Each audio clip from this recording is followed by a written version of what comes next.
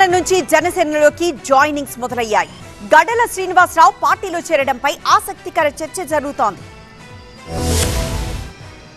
తెలంగాణలో వచ్చే ఎన్నికల్లో జనసేన పోటీ చేస్తుందని మొన్న మధ్య ప్రకటించారు ఆ పార్టీ అధ్యక్షుడు పవన్ కళ్యాణ్. ఆ ప్రకటన వేడి ఇంకా చల్లారకముందే గడల శ్రీనివాసరావు పార్టీలో చేరారు. జూబ్లీహిల్స్ లోని తన నివాసంలో గడల శ్రీనివాసరావుకు పార్టీ కండువా కప్పిన పవన్ కళ్యాణ్ ఆయన చేరిక జనసేనకు మరింత విశ్వసనీయతను తెస్తుందని వ్యాఖ్యానించారు. తమ కుటుంబాల మధ్య ఎన్నో ఏళ్ల అనుబంధం ఉందని, ప్రజాసేవ పట్ల గడల నిబద్ధత పార్టీకి బలంగా మారుతుందని చెప్పారు. ఇక గడల శ్రీనివాసరావు కూడా తన నిర్ణయం భావోద్వేగంతో తీసుకున్నది కాదని స్పష్టం చేశారు. యువత ఆకాంక్షలకు అనుగుణంగా నాయకత్వం వహించే లక్ష్యం పవన్ కళ్యాణ్ లో కనిపించిందని, అందుకే జనసేనను వేదికగా ఎంచుకున్నా అని తెలిపారు. తెలంగాణలో పార్టీని గ్రామ స్థాయికి తీసుకువెళ్లేందుకు కృషి చేస్తా అన్నారు. అయితే గడల రాజకీయ ప్రయాణంపై చర్చ ఇప్పుడు కొత్తది కాదు. గత అసెంబ్లీ ఎన్నికల సమయంలో కొత్తగూడెం నుంచి బీఆర్ఎస్ టికెట్ ఆశించిన ఆయనకు అవకాశం దక్కలేదు. ఆ తర్వాత రాజకీయంగా కొంతకాలం నిశ్శబ్దంగా ఉన్నప్పటికీ ఇప్పుడు జనసేనలో చేరడం చర్చనీయాంశమైంది. అలాగే తెలంగాణలో పార్టీ నిర్మాణంపై దృష్టి పెట్టిన పవన్ కళ్యాణ్ కు ఇది తొలి బూస్టర్ గా మారుతుందా లేదా అన్న దానిపై పొలిటికల్ సర్కిల్లో ఆసక్తికర చర్చ జరుగుతోంది.